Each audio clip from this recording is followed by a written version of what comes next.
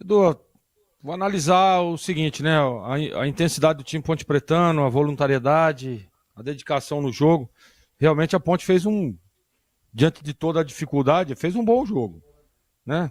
E eu concordo quando diz o Tigrão, né?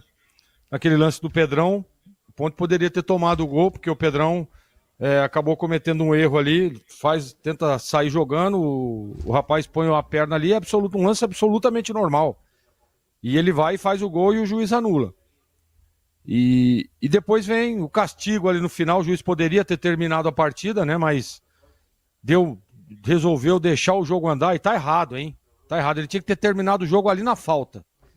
Foi falta, parou a jogada, falta, acabou o jogo. Já tinha dado 50 o tempo regulamentar. Ali tinha que ter terminado. Ele deixa cobrar a falta, tem o escanteio, ele deixa cobrar o escanteio e nisso já passaram aí 2, 3 minutos, para lá de 2, 3 minutos. Então errou a arbitragem também nesse sentido. Então a arbitragem é meio confusa, né? No primeiro gol lá do Caxias, eu não vi falta do Emerson, não vi.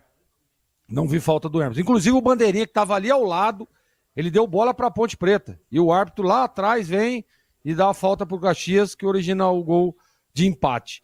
Então uma arbitragem confusa de um jogo, né? De um jogo no meio da água, no meio do barro, né?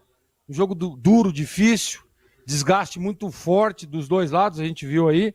Mas o Caxias foi pro abafa no final, né? Eu esperava um pouco mais da Ponte no final.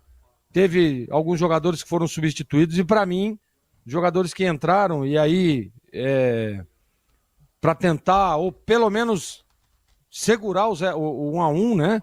Ou até mesmo em algum momento ali tentar fazer o segundo gol, só o Léo Kovic que entrou bem. O restante, não, na minha opinião, não entraram bem, não. Estavam meio desligado, desconectado, digamos assim, do jogo.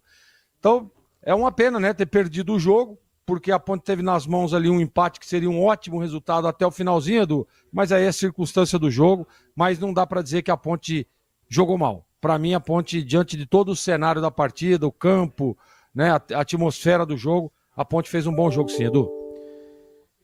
Bom, é o seguinte, olha, o Caxias então é líder com 30, em segundo a Ponte 26, em terceiro Londrina também